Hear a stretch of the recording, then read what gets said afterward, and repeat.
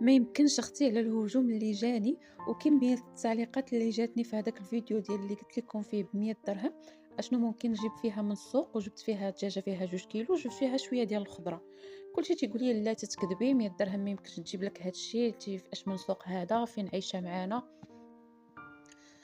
اختي 100 درهم جابت لي داكشي وزيتون. انا ما عندي لاش غادي نكذب، حتى واحد ما غادي يعطيني شي حاجه، وما زعما حتى شي واحد ما كيصرف عليا باش غادي نكذب. انا داكشي اللي جابته لي 100 درهم شاركته معاكم، لا اكثر ولا اقل. وقلت لكم داك النهار الدجاج كندير 360. وبالنسبه للخضره راه ما كنمشيش انا للخضره الغاليه، راه كنمشي مثلا الا كان في الداخل ديال السوق كتكون دايره مثلا بطاطا 4 دراهم، في السوق ديال المسيره هنا راه كيكون بعض المرات على برا كدير عليه 3 دراهم. انا كنبقى ندور كنقلب اللي رخص، ماشي الطابله اللي حطيت على يدي المره الاولى كناخذ من عندها. وكيف ما خيزو راني قلتها لكم في الفيديو، قلت لكم خيزو ما خديتوش جديد، خديتو العصير يعني ما خديتوش جديد، يعني ما خديتوش داك خيزو اللي داير